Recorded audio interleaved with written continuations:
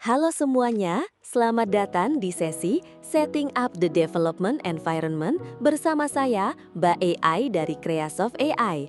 Senang sekali bisa membersamai teman-teman semua di sini hari ini. Di sesi ini, kita akan bersama-sama menyiapkan fondasi yang kokoh untuk perjalanan kita di dunia AI. Apa saja sih yang akan kita pelajari hari ini? Pertama, kita akan belajar cara menginstal Python. Ini adalah bahasa pemrograman utama kita dan juga library-library esensial yang wajib banget untuk pengembangan AI.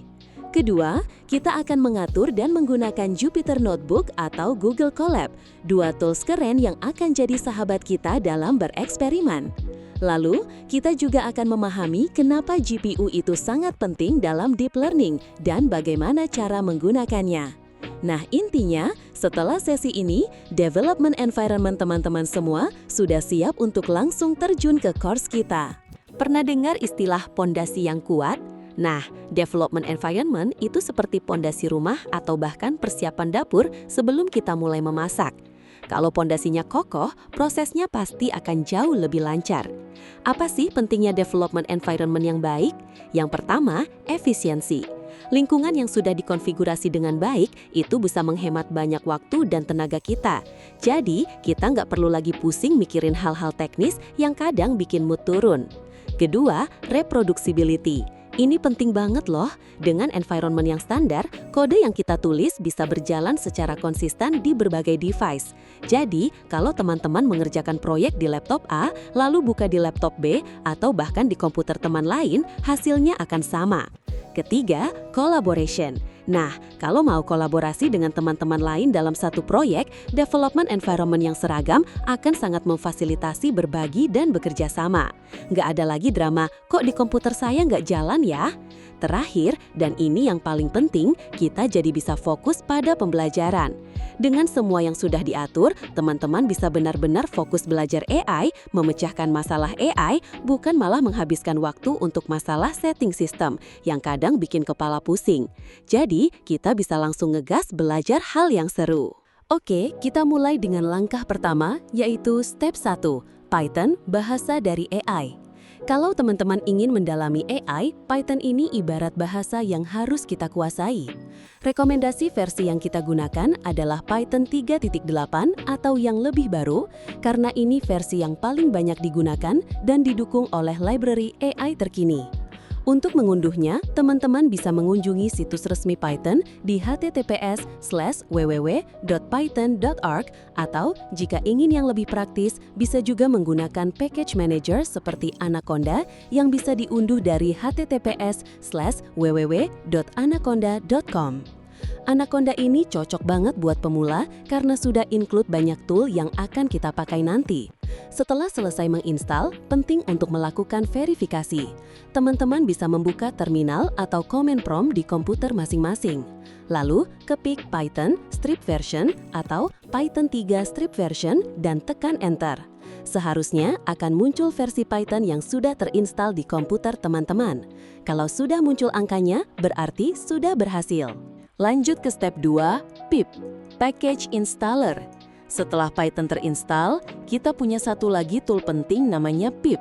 Pip ini adalah package installer bawaan dari Python. Fungsinya apa sih? Pip ini memungkinkan kita untuk menginstal dan mengelola library eksternal dengan jauh lebih mudah. Jadi, kalau kita butuh library baru, tinggal panggil pip, beres deh. Sama seperti Python, kita juga perlu verifikasi instalasi pip ini. Caranya juga mirip, buka lagi terminal atau command prompt, lalu ketik pip -version atau pip 3 -version dan tekan Enter. Kalau berhasil, teman-teman akan melihat versi pip yang sudah terinstal. Sampai sini, kita sudah punya dasar yang kuat untuk mulai menginstal library AI. Nah, sekarang kita masuk ke step 3, library esensial. Ini dia teman-teman AI kita. Dalam course ini, kita akan banyak menggunakan library pendukung ini. Ada Torch, ini komponen utama dari PyTorch, semacam otak untuk perhitungan tensor dan deep learning. Lalu ada Torch Vision, ini spesialis untuk computer vision. Jadi kalau mau ngolah gambar atau video, ini jagonya. Transformers dari Hugging Face, ini library favorit untuk Natural Language Processing atau NLP, dan Large Language Models. datasets, juga dari ekosistem Hugging Face untuk mengakses koleksi dataset yang banyak banget. Accelerate untuk menyederhanakan proses distributed training menggunakan multiple GPU TPU. Diffusers ini untuk implementasi diffusion model dari Hugging Face yang sekarang lagi populer banget buat generative AI. Ada juga NumPy. Ini library fundamental untuk kebutuhan numerik di Python, ibarat pondasi matematika kita. Pandas, ini untuk data manipulation dan analisis, sangat berguna untuk membersihkan dan menyiapkan data. Dan yang terakhir, Matplotlib. Ini untuk plotting dan visualisasi, jadi kita bisa melihat hasil kerja kita dalam bentuk grafik yang cantik. Setelah kita tahu library apa saja yang akan kita gunakan, sekarang saatnya step 4, menginstal library tersebut. Prosesnya mudah kok, teman-teman cukup buka lagi terminal atau command prompt Anda.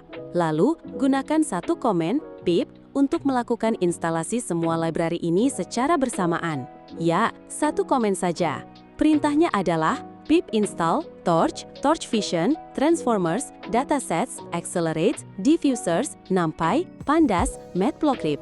Setelah teman-teman ketik perintah itu dan tekan enter, biarkan komputer bekerja. Catatan penting, proses ini mungkin akan memakan waktu ya, tergantung pada kecepatan koneksi internet yang teman-teman miliki, karena ukurannya lumayan besar. Jadi, siapkan secangkir kopi atau teh dan nikmati prosesnya. Sekarang kita bahas tentang tempat kita akan menulis dan menjalankan kode, yaitu opsi 1, Jupyter Notebook. Jupyter Notebook ini adalah sebuah web-based interactive computing environment, jadi dia berjalan di browser kita. Apa sih yang bikin dia spesial? Dia memungkinkan kita mengkombinasikan code, teks penjelasan, dan visualisasi dalam satu dokumen interaktif yang sering disebut .ipynb. Jupyter Notebook ini bagus banget untuk eksperimen, kita bisa coba-coba kode sedikit demi sedikit. Eksplorasi data, kita bisa langsung melihat data dan hasilnya. Dan juga untuk membuat tutorial atau laporan yang terstruktur. Bagaimana cara menginstalnya? Cukup ketik pip install notebook di terminal Anda. Setelah terinstall, cara membukanya juga gampang. Pertama, buka terminal Anda. Kedua, masuk ke direktori atau folder di mana Anda ingin membuat notebook baru. Ini penting ya, biar file notebook kita tidak tercecer di mana-mana. Setelah di direktori yang benar, ketik Jupyter Notebook dan tekan enter. Otomatis ini akan membuka tab baru di browser Anda dengan tampilan Jupyter Notebook. Mudah kan? Oke, kita punya opsi 2, Google Colab GPU Cloud gratis. Ini adalah alternatif yang sangat populer dan sering saya rekomendasikan, terutama kalau teman-teman tidak punya GPU yang kuat di komputer sendiri. Google Colab ini adalah layanan Jupyter Notebook gratis dari Google. Gratis ya teman-teman, tapi perlu diketahui, ada juga versi Pro-nya untuk yang butuh GPU lebih kencang atau resource lebih besar. Kelebihan utamanya apa? Dia memberikan akses GPU dan environment Jupyter Notebook secara gratis yang bisa diakses kapan saja asalkan ada koneksi internet. Jadi teman-teman bisa coding AI di mana saja, bahkan dengan laptop yang speknya pas-pasan. Bagaimana cara menggunakannya? Pertama, masuk ke website https://colab.research.google.com. Kedua, login dengan akun Google yang Anda miliki. Pasti teman-teman punya kan? Ketiga, setelah login, teman-teman bisa langsung membuat notebook baru. Dan keempat, kalau teman-teman perlu menginstal library Python apapun yang belum ada di Colab, caranya sangat mirip dengan pip. Tinggal tambahkan tanda seru di depannya, pip install. Misalnya, pip install transformers. Praktis banget kan? Nah, ini dia bagian yang ditunggu-tunggu, menggunakan kekuatan GPU dalam Google Colab. Karena salah satu keunggulan Colab adalah akses GPU gratisnya. Bagaimana cara mengaktifkan GPU? Pertama, setelah notebook Colab terbuka, di menu atas, masuk ke Runtime, lalu pilih Change Runtime Type. Kedua, di bawah Hardware Accelerator, teman-teman akan melihat pilihan. Pilih T4 GPU. Ini adalah jenis GPU yang biasanya disediakan gratis oleh Colab dan sudah cukup powerful untuk banyak tugas AI. Terakhir, jangan lupa klik Save. Setelah itu, rantai Anda akan di-restart dan siap menggunakan GPU. Penting banget untuk selalu mengaktifkan GPU jika kita ingin menjalankan deep learning model yang butuh komputasi berat. Sekarang, mari kita bahas sedikit tentang menggunakan Jupyter dan Colab secara umum, karena keduanya punya antarmuka yang sangat mirip. Di Jupyter atau Colab, kita bekerja dengan yang namanya cells.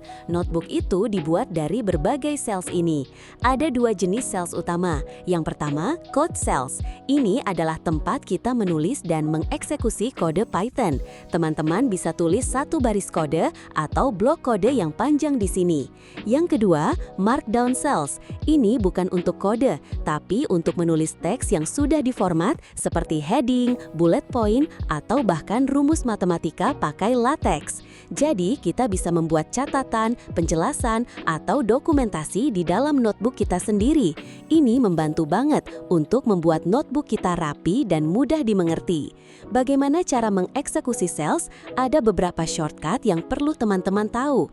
Untuk menjalankan current cell dan berlanjut ke cell selanjutnya, gunakan Shift plus Enter. Ini sangat sering dipakai. Kalau mau menjalankan current cell tapi tetap berada di cell yang sama, tekan Ctrl plus Enter atau CMD plus Enter kalau di Mac. Ini berguna kalau kita lagi debugging satu sel berulang-ulang.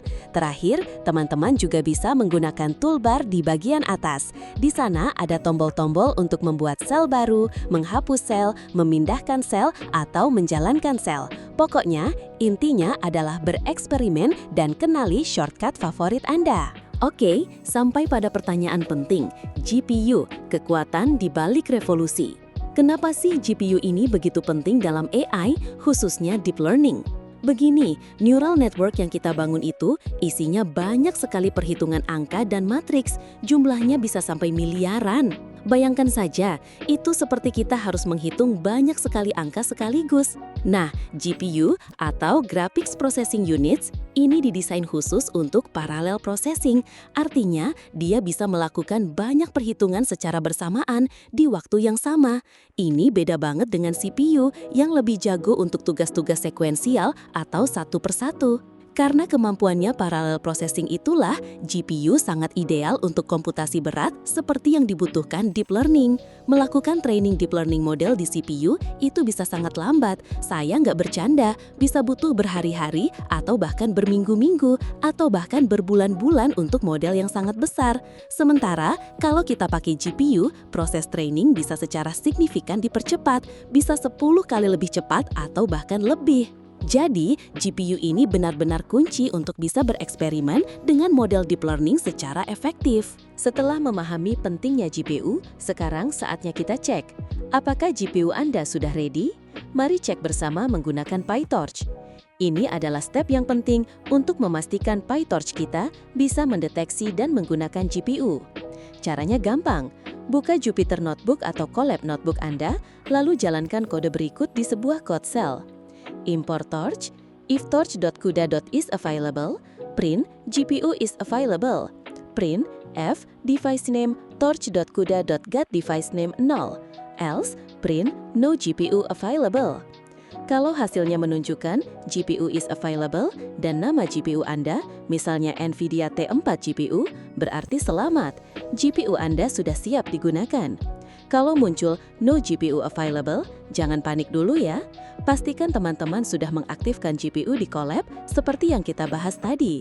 Atau cek instalasi driver GPU di komputer lokal kalau pakai Jupyter Notebook. Oke, GPU sudah terdeteksi. Sekarang, cara menggunakan GPU di PyTorch. Untuk memanfaatkan kekuatan GPU, kita perlu memindahkan tensor, yaitu data kita, dan juga model kita ke dalam memori GPU. Gampang kok, cukup gunakan metode to,CUDA. CUDA ini adalah platform parallel computing dari NVIDIA yang memungkinkan PyTorch berkomunikasi dengan GPU. Ini contoh kodenya. Import torch, x sama dengan torch.ren 5,5. Create a tensor. If torch.cuda.is available, x sama dengan x.toCUDA. Move the tensor to the GPU. Model sama dengan your model.toCUDA. Move model to the GPU. Jadi, setiap kali teman-teman punya tensor data atau neural network model, cukup tambahkan .to, CUDA. Setelahnya, untuk memindahkannya ke GPU.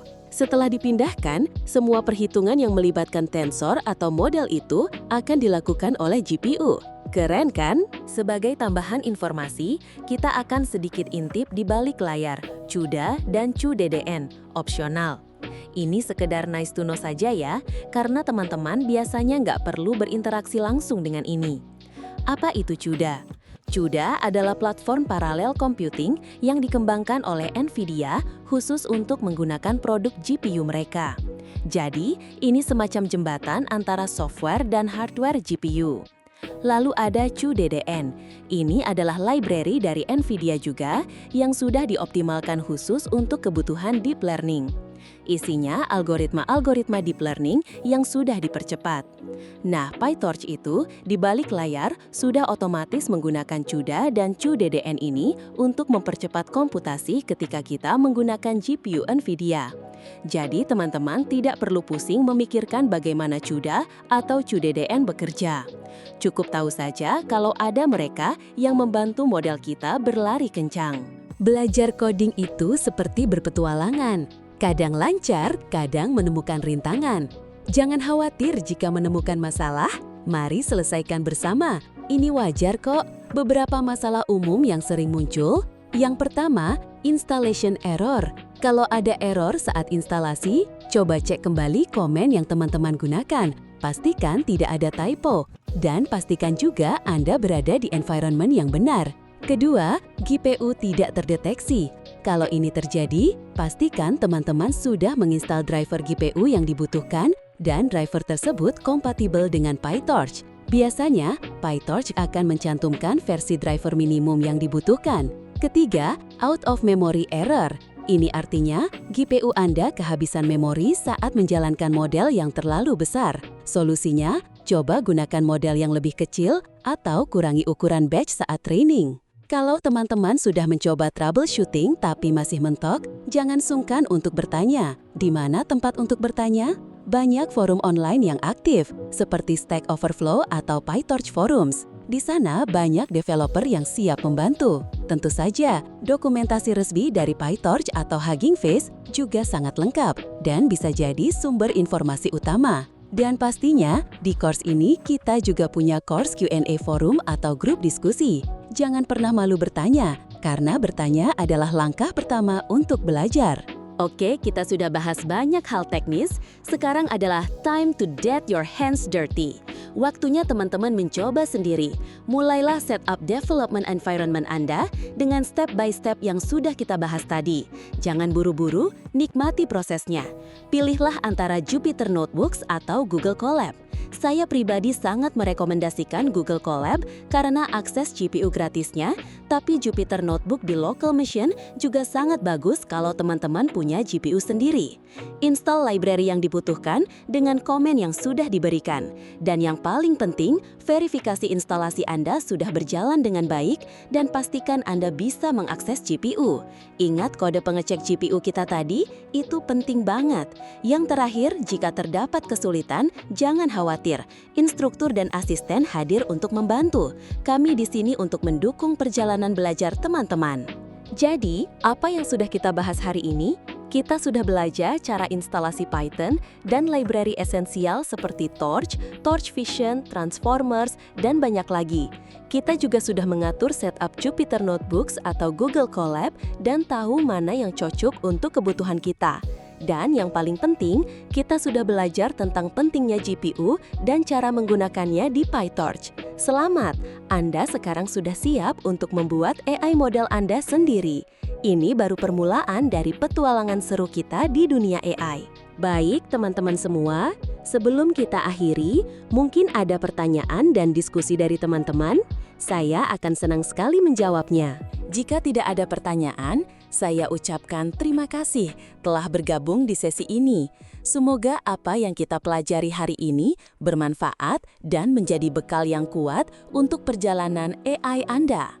Topik selanjutnya yang akan kita bahas adalah PyTorch Fundamentals.